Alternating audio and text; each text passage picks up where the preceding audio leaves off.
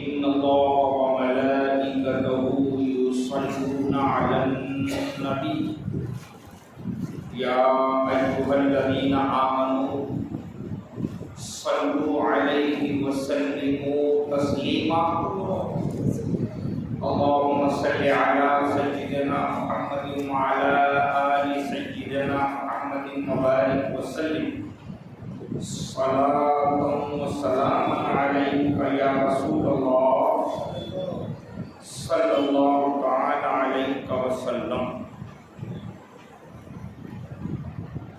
أعوذ بالله من الشيطان الرجيم ببركة بسم الله الرحمن الرحيم.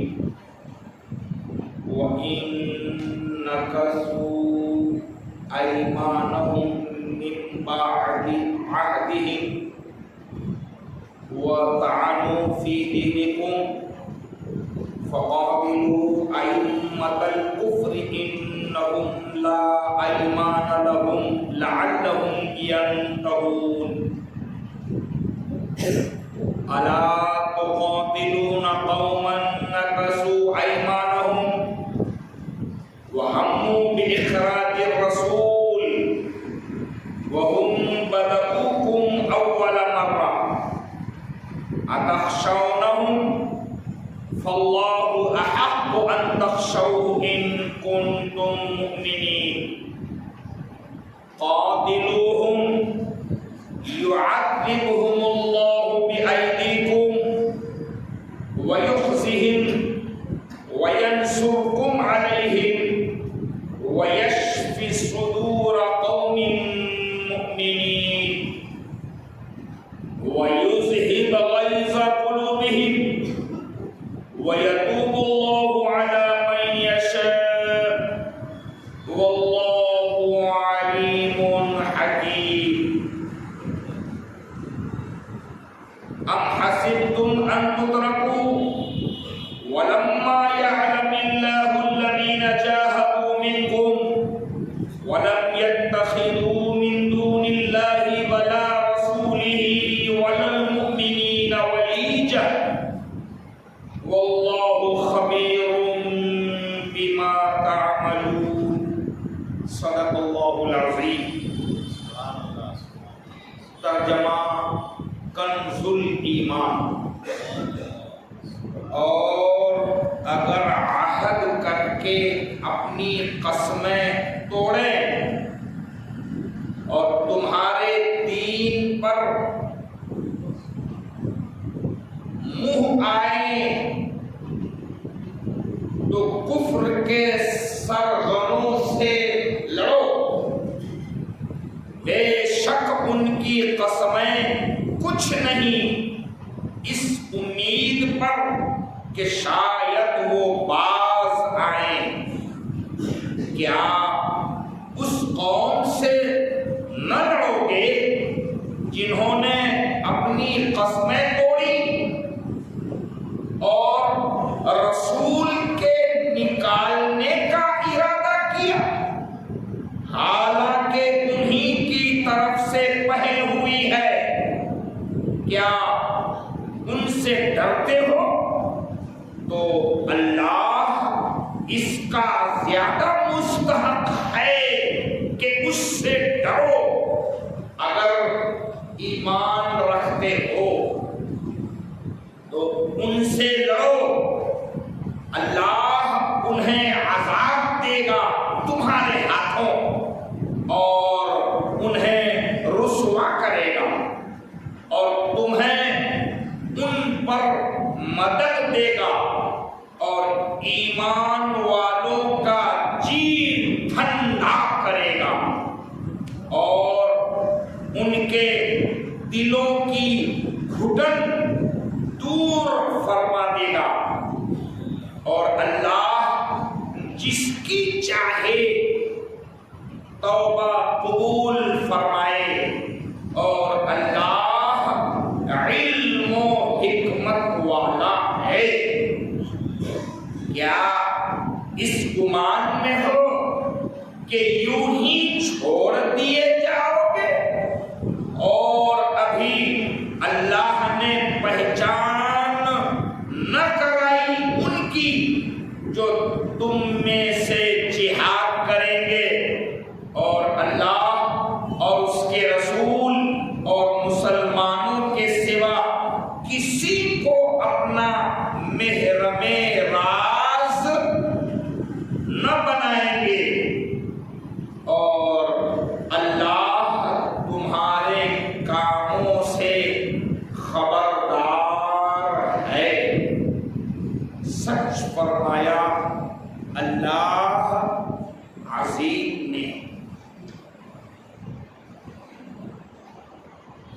سورہ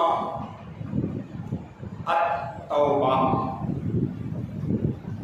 اس سورہ سے آج آیت نمبر 12 اور اس سے بھی مزید کچھ آیتیں آگے جتنی آج درس میں وقت کی گنجائش ہو سکے گی انشاءاللہ ہم تفصیل سمجھنے کی کوشش کریں۔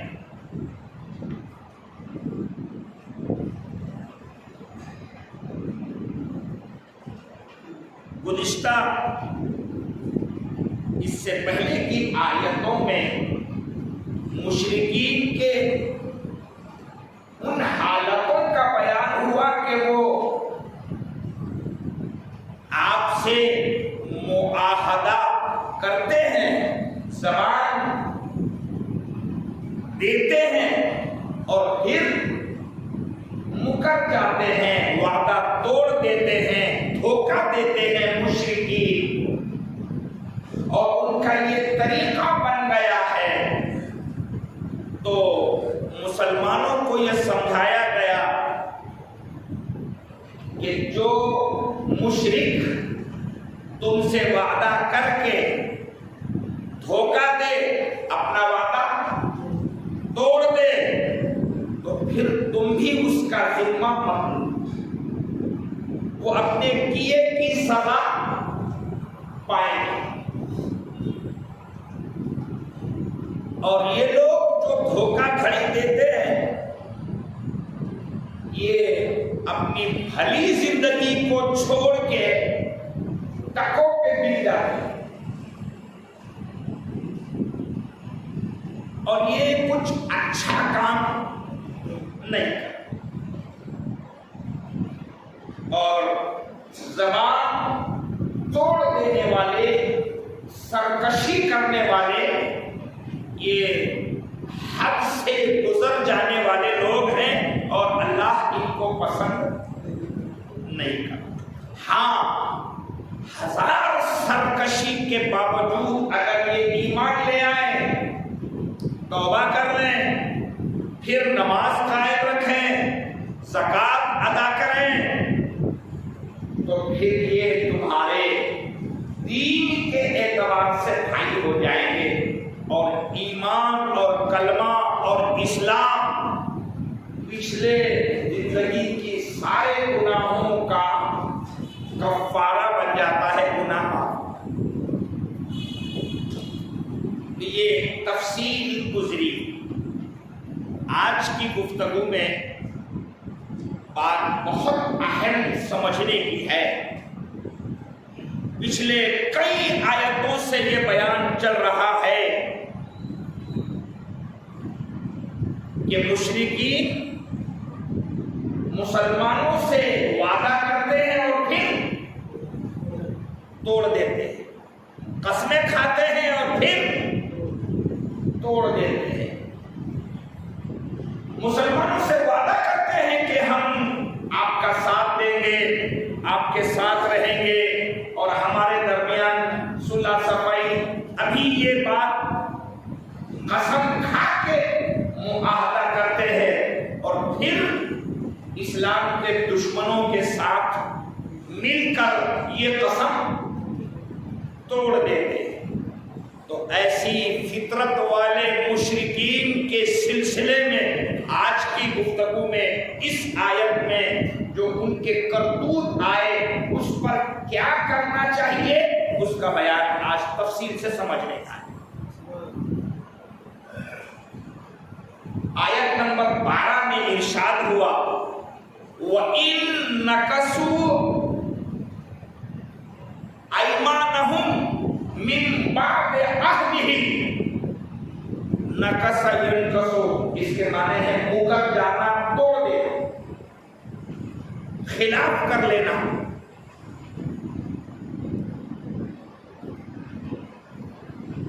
ایمان وعدہ، جو آپس میں معاہدہ ہوا، عہد و پیمان، قسمیں کھانا، ایمان قسم کھانا اور عہد وعدہ، اور اگر عہد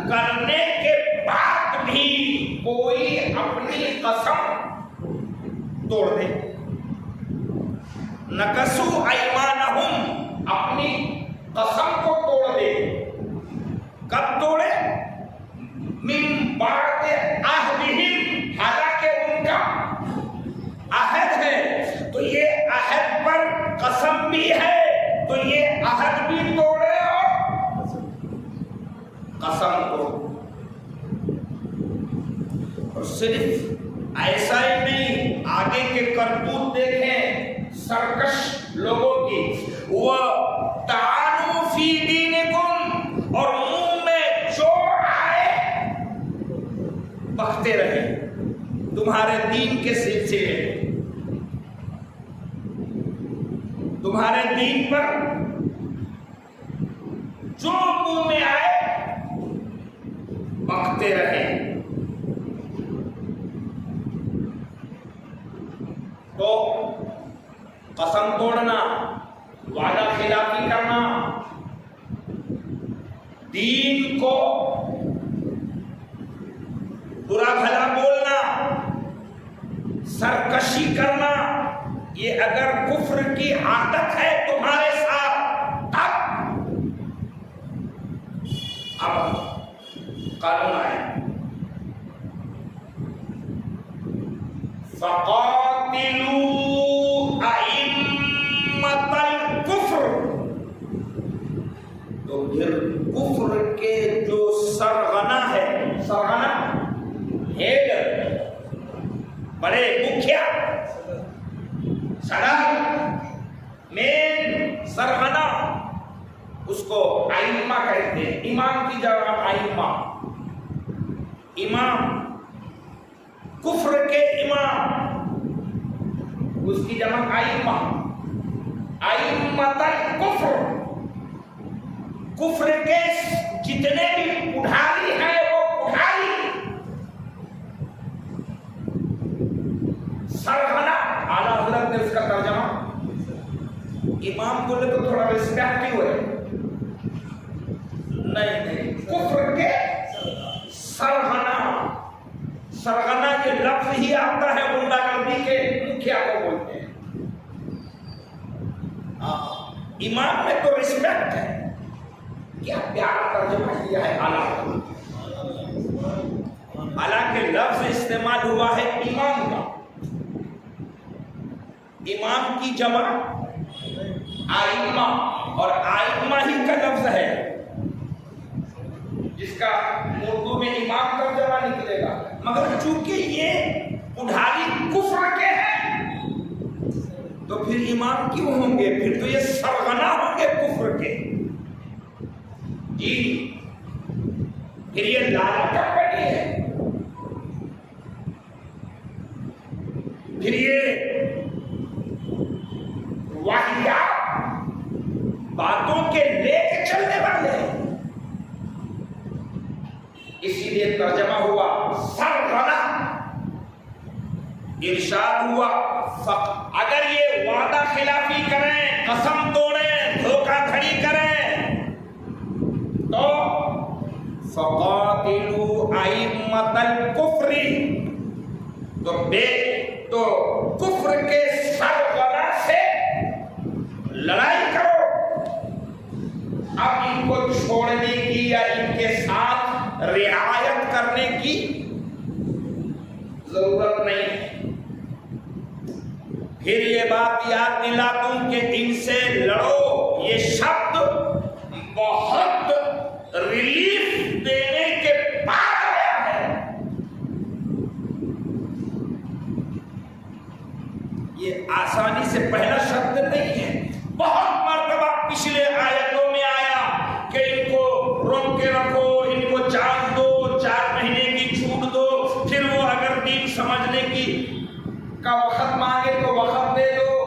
پھر یہ کہیں کہ نہیں ہم کو دوسرے طرف چلے جانا ہے تو لے جا کے پہنچا دو. یہ سب جھوٹ ہے. لیکن ان سب کے باوجود اگر وہ اسلام کی برائی کریں، دھوکہ دھڑی جاری رکھیں، تو پھر کفر کے سرغنہ سے لڑائی کرو. یہی ہو رہا ہے آج. آیت کا ترجمہ اور حالات میں جو پس منظر آپ دیکھ رہے ہیں بالکل یہی. کفر کے سرغنا بیٹھے ہیں اس وقت اور اسلام اور مسلمان اور ان کے حقوق کو غصب کر کے بیٹھے ہیں. تو ایسے سرغنا سے لڑو. بہت ہو گیا, چھوٹ دی ہے, لڑو. فقاتلوا ائمۃ الکفر.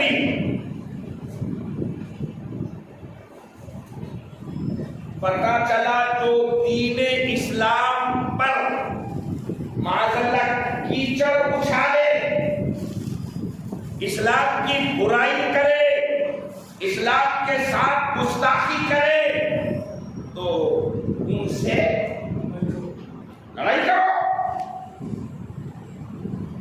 برداشت نہیں کیا جائے گا. انہم لا ایمان لہم,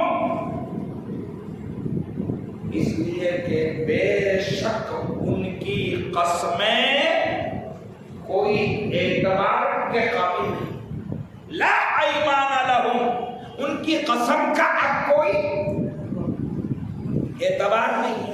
بظاہر ان کے شبد ارتھ میں بھاری بھاری وعدے دکھ رہے ہیں, مگر وہ سب ڈھکوسلا ہے. اس لیے ان سے لڑو. لعلہم ینتہون, کیوں لڑائی کرو؟ شاید کہ وہ اپنے کرتوت سے باز آ جائے. لڑائی میں بھی ان کو مار دینا, جان سے مارنا ہمارا مقصد نہیں ہے. ان کے کرتوت سدھارنا یہ جنگ کا مقصد.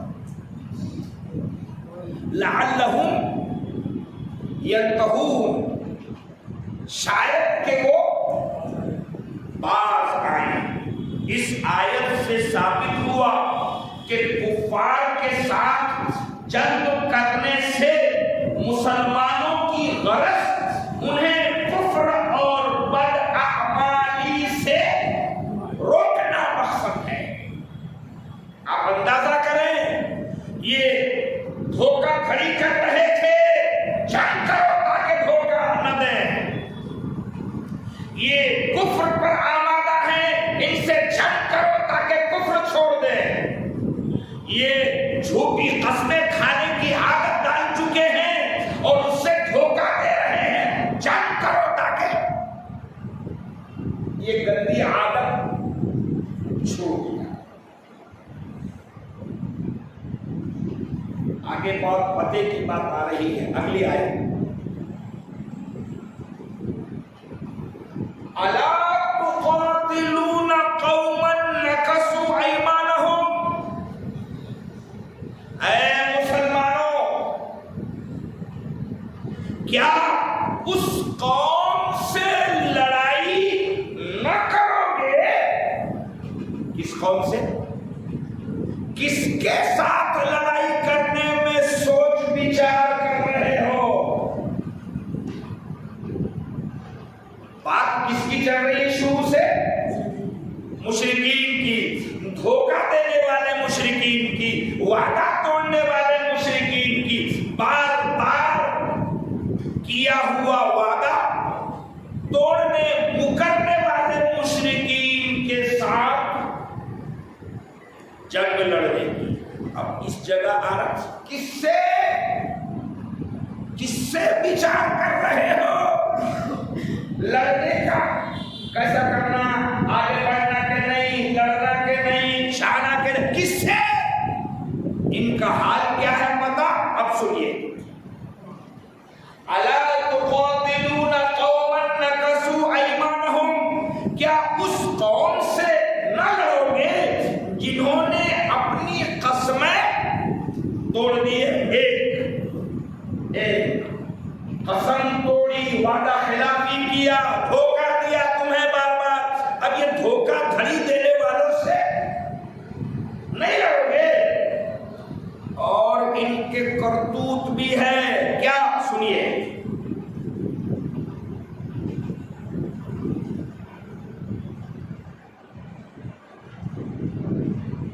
انہوں نے کیا وعدہ خلافی کری، قسم کون سی توڑی؟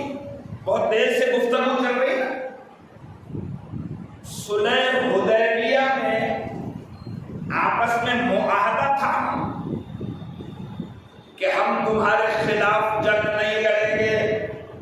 کافروں نے لکھ دیا. اور تمہارے کوئی دشمن آئے تو ہم اندر اندر سے وہ دشمن کو مدد نہیں کریں گے. ایسے بہت سارے ان کے ہوا. کیا اس صلح حدیبیہ کے بعد ان مشرکین نے اپنا کیا ہوا وعدہ توڑ دیا. تو ان کے اس وعدے کے توڑنے، قسم کے توڑنے کا بیان آیا. اور جلال میں آیت آئی کہ اب ان کا کیا لحاظ رکھنا جنہوں نے مجمع میں وعدہ کیا اور اپنے وعدے سے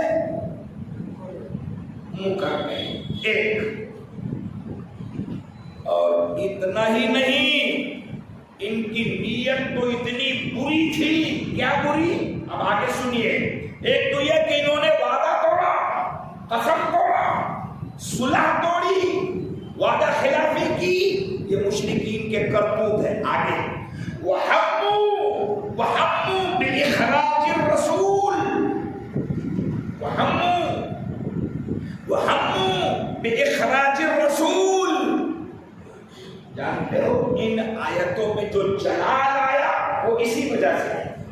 اب جو بیان آ رہا ہے، اللہ قرآن میں فرما رہا ہے ان سے کیوں نہیں لڑو گے تم؟ اب ان کو لڑنا ہی ہے، ان کو ان کا انجام بتانا ہی ہے. اب تک بہت چھوڑے، جان دو جان دو جان دو، اب نہیں. کیوں؟ وَحَمُّوا بِإِخْرَاجِ الرَّسُولِ. اور ان کا اندر سے یہ پلان تھا. اللہ نے ان کے اندر کا پلان کھول کے بتا کیا. اور ان کا اندر کا ارادہ یہ تھا کہ یہ رسول اللہ کو نکال دینا چاہ رہے تھے. یہ ہے دشمن، رسول سے دشمنی کرنا چاہ رہے تھے.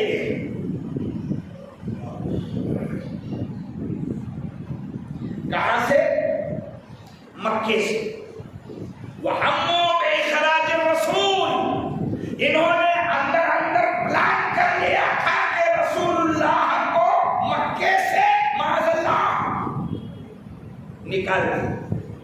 ان کی میٹنگ ہوئی تھی، قتل کر دینے کا پروگرام بنایا تھا انہوں نے رسول اللہ صلی اللہ علیہ وسلم مکے میں. دارالندوا میں مشورہ کیا تھا انہوں نے. بڑے بڑے گرو آ کے بیٹھے تھے، کیا کرنا کیا کرنا کیا کرنا کے نام سے. اور اس میں ابو جہل اور بڑے بڑے کافروں کے سرغنہ وہاں تھے. اور ان کے مشورے میں خود شیطان بھی تھا. دیکھ رہے ہیں وہاں مشورہ ہوا تھا کہ یہ رسول اللہ کو نکال دیں، قتل کر دیں گے. بہت سارے مشورے چلے. وہ مشورہ جو انہوں نے سیکریٹ کیا تھا، اللہ نے پیغمبر کو اس آیت کے ذریعے سمجھایا.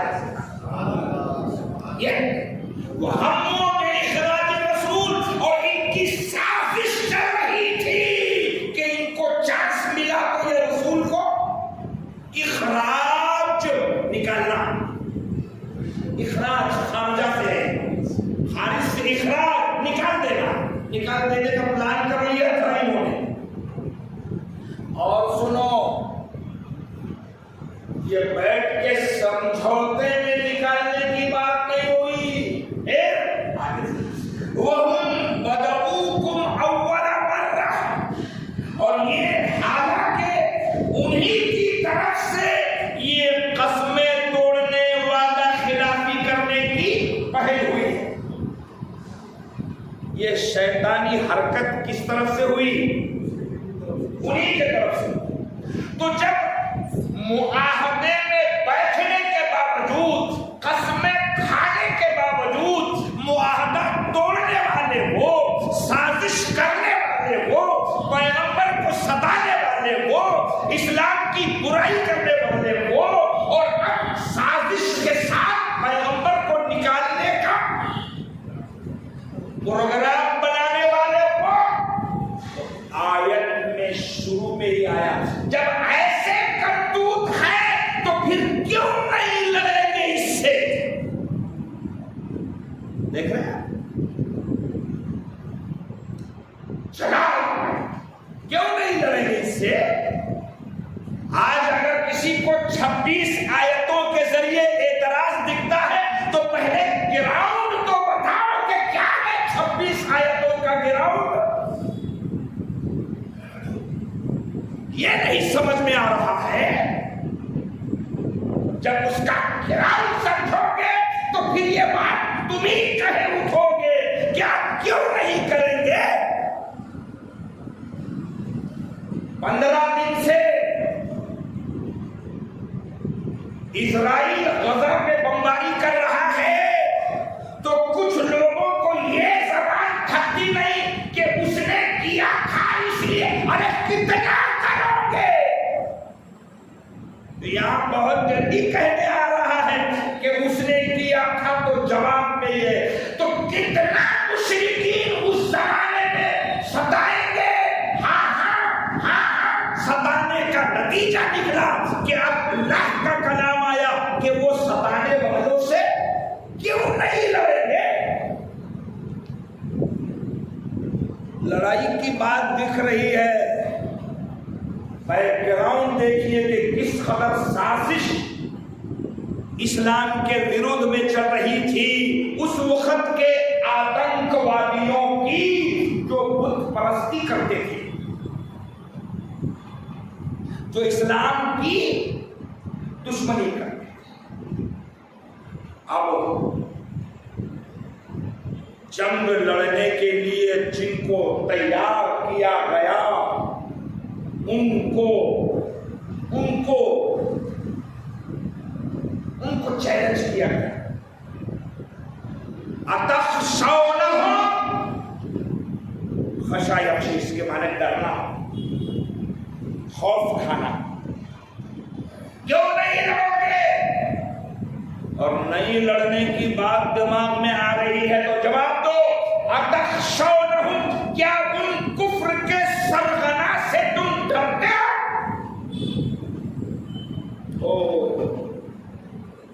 ڈرتے ہو تم؟ اللہ پاک پوچھ رہا ہے لڑائی کیوں نہیں کرو گے؟ اور نہیں کرو گے تو بولو. کیا تم اتخشونہم، وہ کفر کے سرغنا سے تم ڈرتے ہو؟ اور بات ڈرنے کی آئی تو اب اگلا جملہ سنو. اتخشونہم، کیا ان سے تم ڈرتے ہو؟ اور بات ڈر کی ہے تو اب اگلی بات یہ ہے فَاللَّهُ أَحَقُّ أَن تَخْشَوْهُ إِن كُنتُم مُّؤْمِنِينَ. اور اب بات ڈرنے کی آئی تو سن لو. اگر ڈرنا ہی ہے تو اے لوگوں سب سے زیادہ ڈرنے کا مستحق اللہ کی ذات ہے. اللہ سے ڈرو. یہ کفر کے سرغنا سے ڈرنے کی ضرورت نہیں ہے. اور اس آیت کا پس منظر آج بھی فلسطین کی سرزمین سے مسلمان ثابت کر رہے ہیں کہ ہم اس وقت کے سرغنا سے بھی نہیں ڈرتے تھے. اور آج کے کفر کے سرغنا چاہے اسرائیل ہو، چاہے امریکہ ہو یا اسرائیل کے پیچھے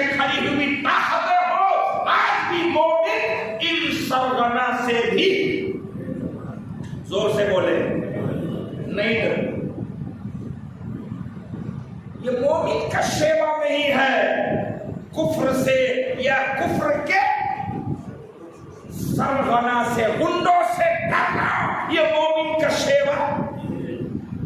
اسی لیے اللہ احق ان تخشوا، اللہ زیادہ مستحق ہے کس بات کا کہ پھر ڈرنا ہے تو اللہ سے. ڈر صرف اللہ. اور مومن کے پہلے سبق کا یہ پہلی لائن ہے کہ مومن صرف اللہ سے. مومن صرف اللہ.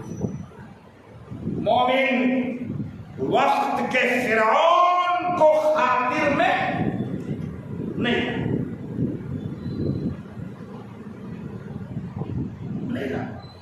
مومن اللہ سے ڈرتا ہے. اور اسی لیے آگے کا جملہ آیا ڈر کی بات ہے تو اللہ مستحق ہے زیادہ کس بات کا کہ اس سے ڈرے. ان کنتم مومنین، اگر تم مومن ہو تو پھر ایمان کا تقاضا یہ ہے کہ صرف اللہ سے. ایمان کا تقاضا یہ ہے. اب کسی سے ڈرنے کی ضرورت، یہ خصلت، یہ عادت، یہ طریقہ ہم میں تھوڑا کمزور ہوگا جا رہا ہے. اس کو مضبوط کرو. ڈر صرف اللہ. اس میں کبھی زنگ نہیں لگنا چاہیے. خوف صرف اللہ. جی دنیا کے کسی خطے میں رہو، خوف صرف اللہ. یہ وقت کے فرعون اپنی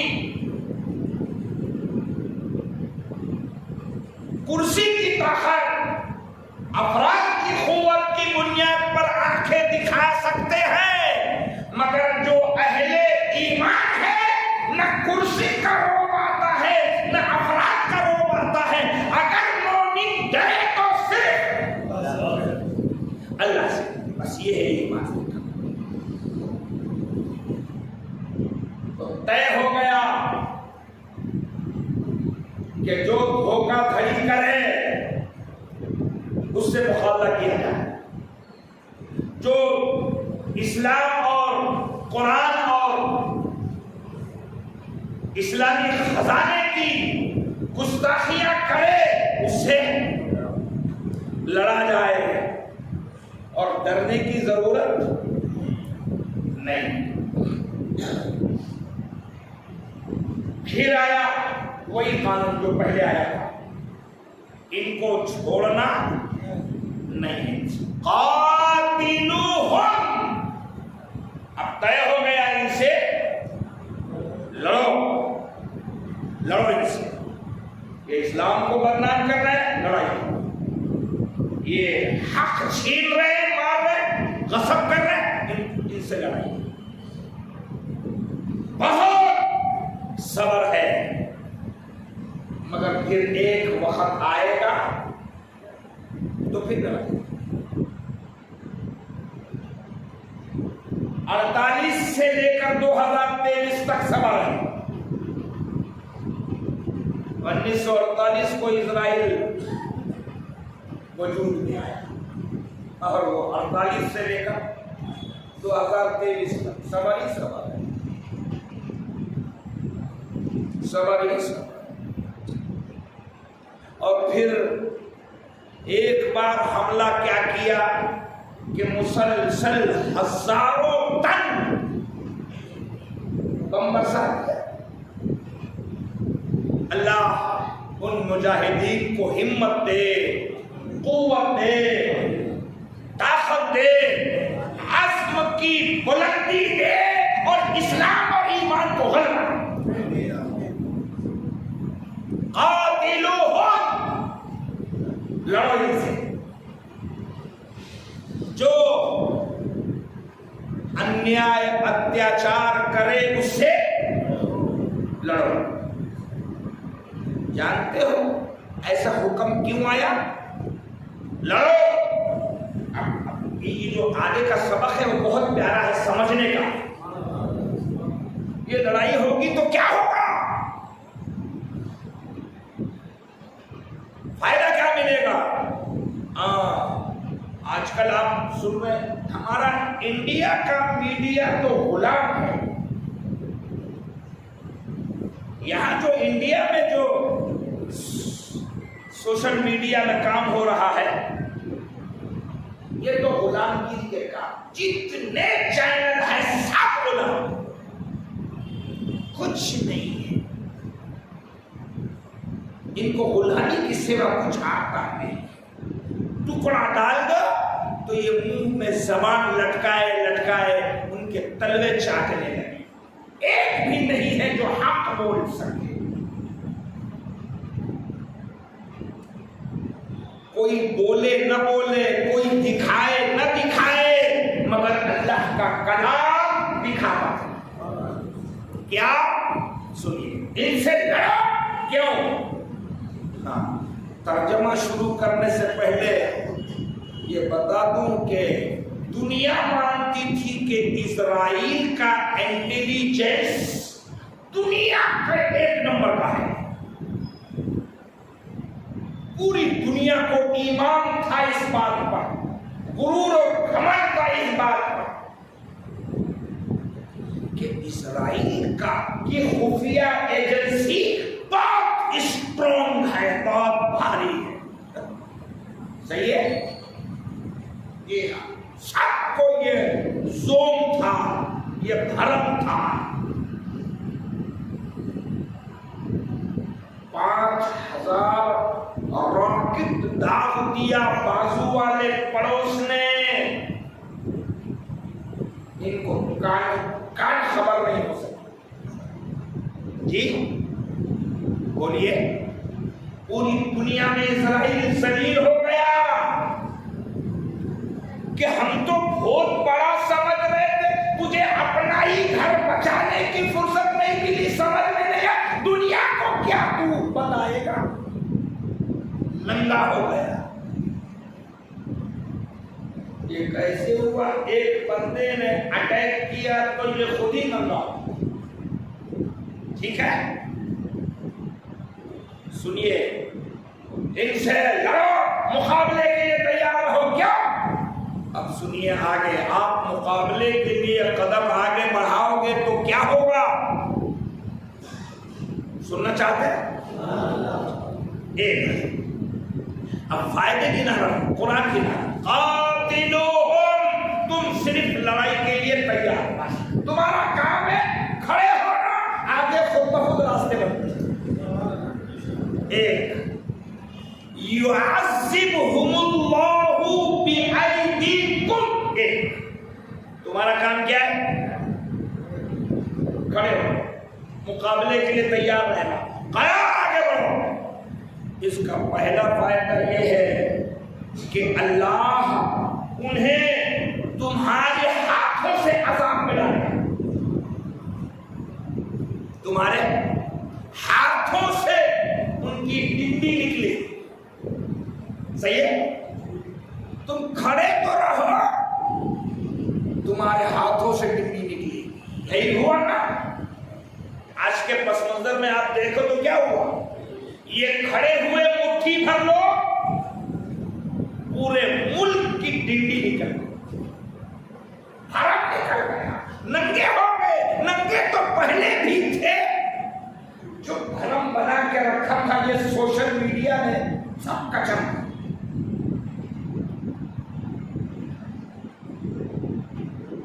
युअज़्ज़िबहुमुल्लाहु बिअयदीकुम, तुम्हारे जरिए उन पर अल्लाह अज़ाब नाज़िल करेगा।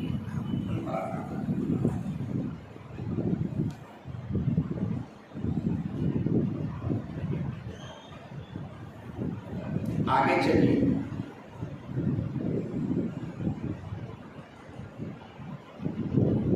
एक हो गया, दो। वयुख्रिजुहुम سے رسوائی، وَيُخْزِهِمْ اور تمہارے ہاتھوں انہیں رسوا کرے گا تمہارا پروردگار۔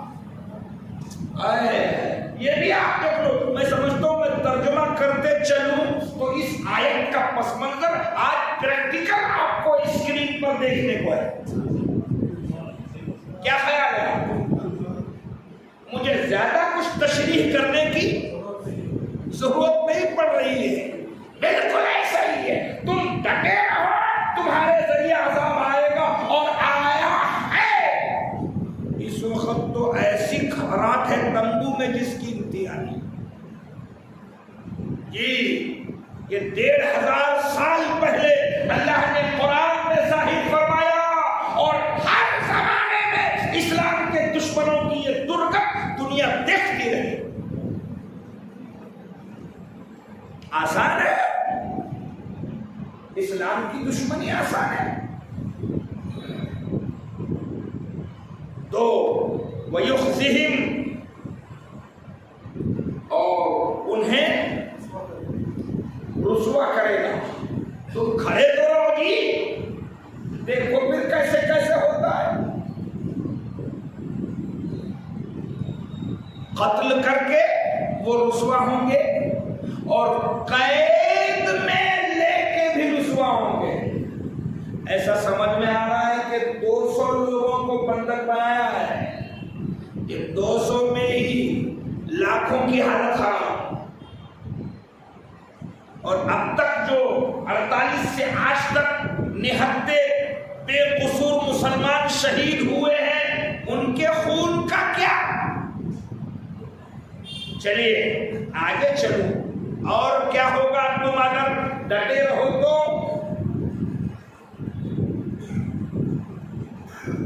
وَيُخْزِهِمْ اور انہیں رسوا کرے گا، وَيَنْصُرْكُمْ عَلَيْهِمْ۔ اس میں تو روح پھونک دی گئی اس جملے میں۔ تم ڈٹے رہو جی، اگر تم مقابلے کے لیے آگے نکل گئے تو پھر یہ بشارت سنو، اللہ فرما رہا ہے، اور تمہیں ان کے مقابلے میں اللہ کی مدد ملے گی۔ وَيَنْصُرْكُمْ اللہ تمہاری مدد کرے گا، کس کے مقابلے میں؟ عَلَيْهِمْ ان کے۔ یہ انعام ہے، تم ڈٹے رہو، انعام غیبی آئے گا۔ سوچ سکتے ہو مٹھی بھر صرف جن کے پاس کھانے کو نہیں، پینے کو نہیں، سوچ سکتے ہو 10 دن سے تو چیخ رہا ہے حماس کو ایسا کر دیا، ویسا کر دیا، ویسا کر دیا، چیخنا روز ہے، اور حملے جب ختم ہو گیا تو یہ کہاں ہے؟ بات پھیل جائے گی۔ میں ترجمہ سنانا چاہتا ہوں۔ بات لفظ حماس سے مجھے کوئی دلچسپی نہیں، میں تو قرآن بول رہا ہوں۔ قرآن میں لفظ حماس کیوں آئے گا؟ پریکٹیکل جو تم دیکھ رہے ہو، ظالم کا حال اور جن پر ظلم ہو رہا ہے ان کا حال، یہ حالات حاضرہ کا پس منظر 1500 سال پہلے کی آیتوں کا خلاصہ پریکٹیکل بیان کرنا۔ سمجھ آ رہا؟ کوئی اس دشا بھول میں نہ رہے کہ آج کے پس منظر کا ذکر یہ امک نام سے قرآن میں ہے، نہ، یہ تو قیامت تک ایسا سچویشن جب آئے گا یہ قرآن اس وقت تشریح کر کے بتائے۔ چلیے، وَيَنْصُرْكُمْ عَلَيْهِمْ ہمت سے ڈٹے رہو، اللہ ان کے مقابلے میں تمہاری مدد فرمائے گا۔ اور سنیے، اور وَيَشْفِ صُدُورَ قَوْمٍ مُؤْمِنِينَ، تم ڈٹے رہو گی مدد بھی آئے گی، اور ایمان والوں کا جی ٹھنڈا کرے گا، ٹھنڈا کرے گا، وہ ٹھنڈا کرے گا، جی ٹھنڈا کرے گا، دل دل دل سکون پائے، اور جی کب سکون پائے گا؟ جب حقداروں کو حق مل جائے۔ جی کب سکون پاتا ہے؟ حق دینے سے، حق پانے سے، حق کی بلندی سے، اسلام کے غلبے سے، مقصد کے پورا ہونے سے، اللہ کا منشا پورا ہونے سے ایمان والوں کا جی سکون۔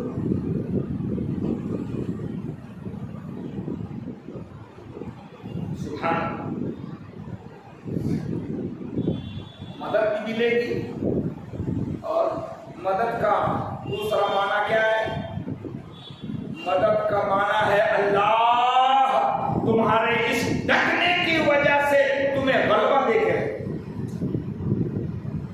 اور غلبہ ہوگا انشاءاللہ، ہمیشہ ہوا ہے، اب بھی ہوگا، اور جب بھی یہ سچویشن ہوگی اس وقت یہ آیت تسلی دے گی، حق والوں کو غلبہ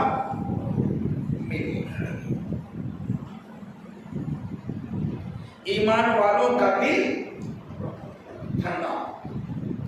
سنو، بات ختم نہیں ہوئی، اور بھی انعامات ہے ڈٹنے کے۔ کیا؟ آگے پڑھتا ہوں۔ وَيُذْهِبْ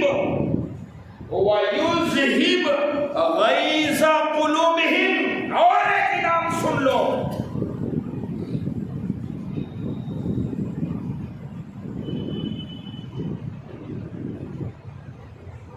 ان کے دلوں کی گھٹن دور فرمائے، دلوں کی گھٹن دور ہو جائے گی، وہ انعام دے گا تو گھٹن دور ہو جائے گی۔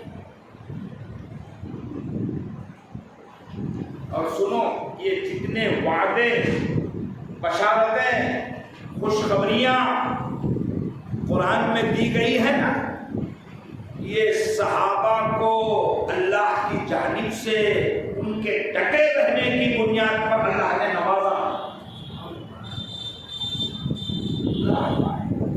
سارے کے سارے وعدے پورے ہوئے، اور حضور علیہ السلام نے جو جو خبریں بتائی تھی وہ سب صحیح ہوئی، اس وقت بھی صحیح ہوئی، اور اسی کے صدقے میں ہمارا ایمان ہے کہ اگر اہل ایمان صرف اللہ کی رضا کے لیے آگے بڑھیں گے تو آج بھی پوری ہوگی۔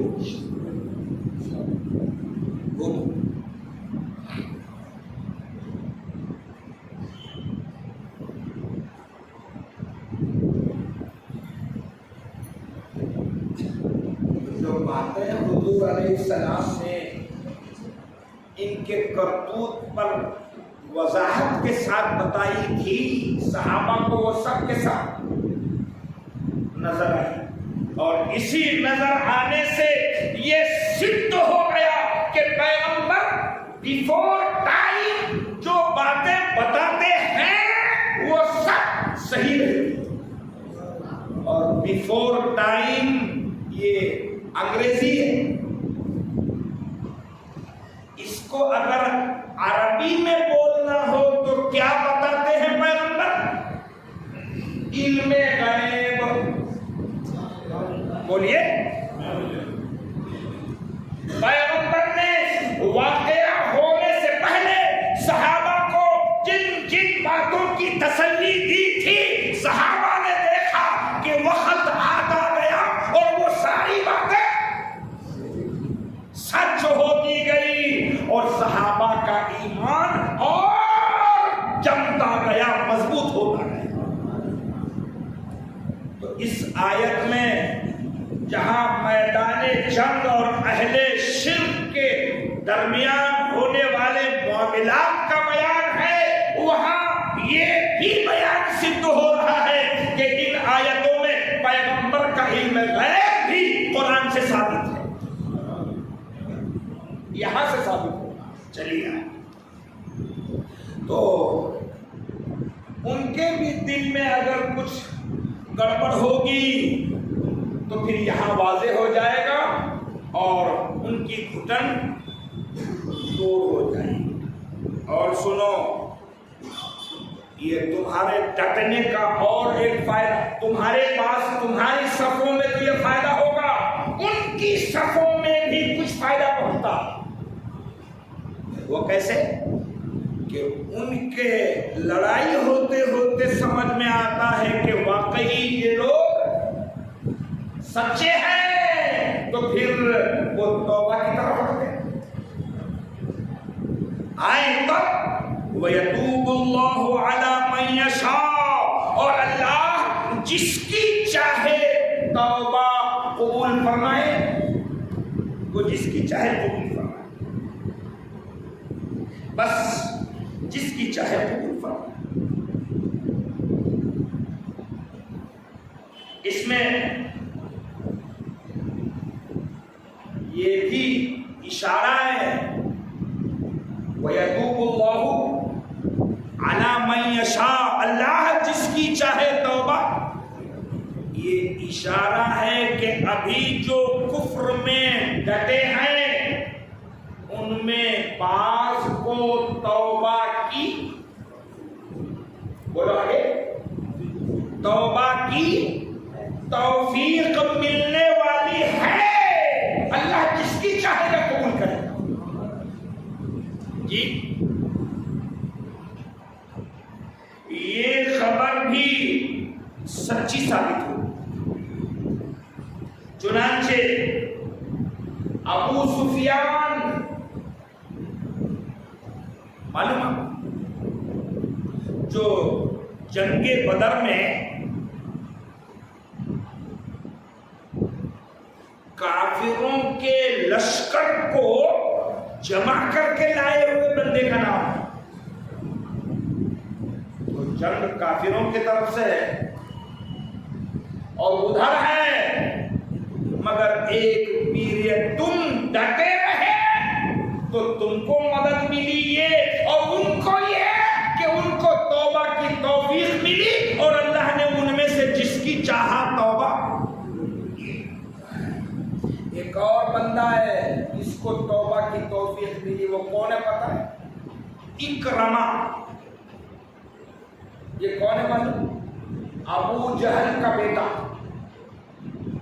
باپ کو توفیق نہیں ہوئی مگر بیٹے نے توبہ کر لی، اکرمہ۔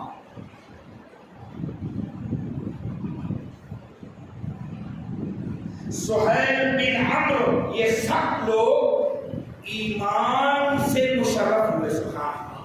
اسی لیے قرآن نے کہہ دیا وَيَتُوبُ اللَّهُ عَلَىٰ مَن يَشَاءُ، اللہ جس کی چاہے توبہ۔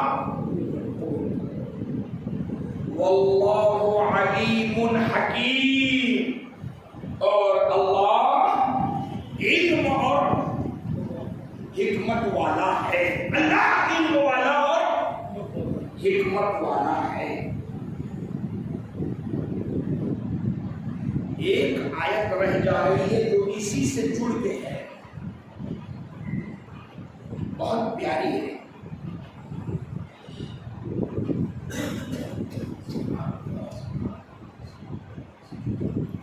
میں اس میں تھوڑا سا عقیدے کا بھی بیان ہے،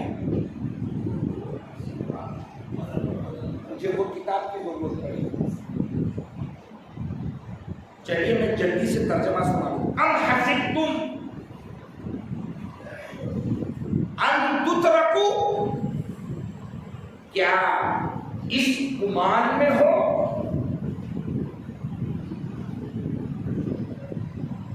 کہ یوں ہی چھوڑ دیے جاؤ گے؟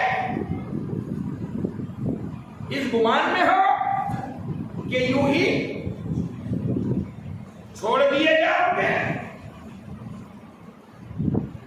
وَلَمَّا يَعْلَمِ اللَّهُ الَّذِينَ جَاهَدُوا مِنكُمْ، اور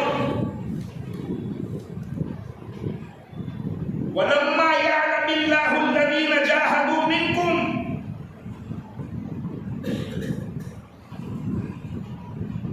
کیا اس گمان میں ہو کہ یوں ہی تم چھوڑ دیے جاؤ گے؟ وَلَمَّا يَعْلَمِ اللَّهُ الَّذِينَ جَاهَدُوا مِنكُمْ، اور ابھی اللہ نے پہچان نہ کرائی، اللہ نے ابھی پہچان نہیں کرائی، پہچان کرائی نہیں ابھی، کس کی؟ ان کی جو تم میں سے جہاد کریں گے۔ تم جتنے لوگ ہیں اللہ نے ابھی تم کو ایک دوسرے کی پہچان نہیں کرائی۔ جب جنگ کا پگل بجے گا، لوگ آئیں گے، اپنا اپنا نام لکھائیں گے، تو یہ جو جنگ کا قافلہ نکلے گا اب پہچان ہوگی کہ کون پیغمبر کے ساتھ جنگ میں ہے اور کون بولو نہیں۔ تو پہچان کرانا کس کو ہو رہا؟ تم کو۔ کون کرا رہا؟ اللہ۔ اللہ پہچان کرا دینا چاہتا ہے، اللہ تمہارے علم میں یہ بات بٹھانا چاہتا ہے کہ دیکھو زبان سے کلمہ پڑھنے والے کون ہیں اور عمل میں جنگ میں تمہارا ساتھ دینے والے۔ تو ابھی پہچان کرائی نہیں۔ اس ترجمے میں اللہ کی شان میں کچھ کمی ہے، یہی اعلیٰ حضرت کی ترجمے کا کمال ہے۔ اللہ نے ابھی تمہارے درمیان پہچان نہیں کرائی، اب یہ جنگ بندی ہو رہی ہے تو پہچان ہو جائے گی کون آ رہا اور کون نہیں آ رہا، تو یہ تم کو پہچان ہوگی۔ صحیح ہے؟ بندوں کو پہچان کرانے کے لیے یہ جنگ کا قانون آیا۔ اب اسی کا ترجمہ میں دوسری کتاب پڑھتا ہوں، اسی کا ترجمہ سنیے۔ وَلَمَّا يَعْلَمِ اللَّهُ الَّذِينَ جَاهَدُوا مِنكُمْ، حالانکہ اللہ نے ظاہر طور پر ان لوگوں کو تو دیکھا ہی نہیں جنہوں نے تم میں سے ایسے موقع پر جہاد کیا ہو۔ کیا ترجمہ پڑھے سنیں؟ اللہ نے ابھی دیکھا ہی نہیں تم میں جہاد میں کون جائے گا اور کون، اللہ نے دیکھا نہیں۔ ایسا اب کب دیکھی تو سمجھ رہے ہیں؟ اعلیٰ حضرت نے ترجمہ کیا اسی آیت کے ٹکڑے کا، تو یہ کہا کہ اللہ نے تمہارے درمیان تم کو پہچان نہیں کرائی۔ تمہارا وقت وقت پہ ہم نالج دیتے ہیں، اور یہ صاحب لکھ رہے ہیں کہ اللہ نے ابھی دیکھا ہی نہیں، تو ابھی اللہ کو دیکھنے کا مطلب کچھ کام ایسے ہیں جو اللہ سے وقت پہ کھلتے ہیں، پہلے سے معلوم، تو یہ عیب ہے۔ بولو بولو، یہ ترجمہ ہے مولانا اشرف علی تھانوی کا، وہی آیت ہے اور ترجمہ یہ ہے۔ تو وہ لکھ رہے ہیں اللہ نے ابھی دیکھا ہی نہیں، یہ جنگ کا اعلان اس لیے ہوا تاکہ اللہ دیکھ لے کون آنے والا اور کون معاذ اللہ نہیں۔ یہ سچ ہے کہ اللہ کو تو سب معلوم ہے، مگر یہ جو جنگ کی تیاری کر رہے ان کو اللہ پہچان کرانا چاہ رہا ہے کہ دیکھو تمہارے ساتھ منہ بولے کون ہے اور پریکٹیکل اللہ پہچان کرانا چاہتا ہے تمہاری۔ اس لیے آیت کا ترجمہ یہ ہے وَلَمَّا يَعْلَمِ اللَّهُ الَّذِينَ جَاهَدُوا مِنكُمْ، اور ابھی اللہ نے پہچان نہ کرائی ان کی جو تم میں سے جہاد کریں گے۔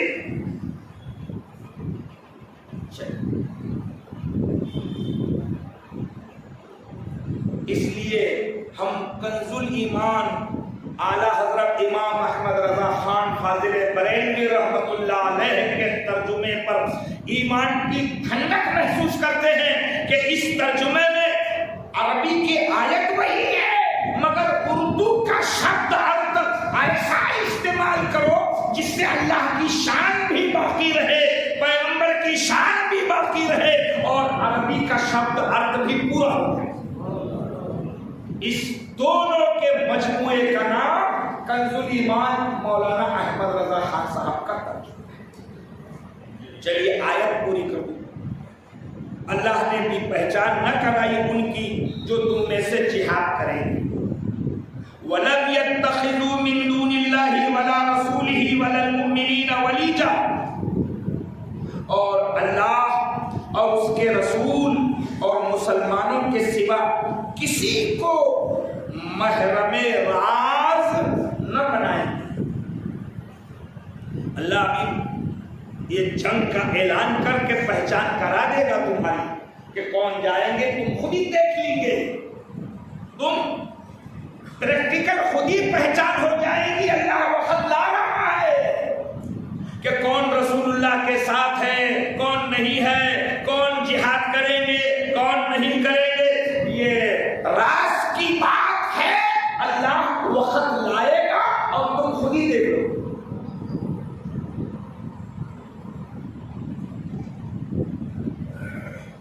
چلیے واللہ خبیر بما تعملون، اور اللہ تمہارے کاموں سے خبردار ہے۔ اللہ کو سب پتا ہے تمہارے کام۔ بہرحال سورہ توبہ کے ان آیات کی تشریحات میں جو کچھ بھی قوانین باریکیاں آ رہی ہیں، جس کو پہلے سے آخر تک جو لوگ جڑ کے سن رہے ہیں ان کو یہ بات واضح ہو رہی ہے کہ قانون قرآن کے ایک ایک شبد کو جہاں جہاں پر جس انداز سے سمجھایا گیا وہی سچ، وہی حق ہے، اور ان آیتوں میں ایک بال برابر بھی کوئی پریشانی نہیں۔ اتنا گراؤنڈ ہے اس کے اندر، اس بیک گراؤنڈ کو سمجھنے کے بعد کسی کو ادروائز نہیں ہے، اور قرآن ادروائز بولنے کے لیے آیا نہیں، بلکہ جو دنیا میں ادروائز کر رہے ہیں ان کو ادروائز سے روکنے کے لیے قرآن ہے۔ اللہ پاک ہم سب کو قرآن کی گہرائی، قرآن کی سچائی پڑھنے، سمجھنے اور اسی سچائی کو دنیا تک پہنچانے کی توفیق عطا فرمائے۔ وآخر دعوانا ان الحمد للہ۔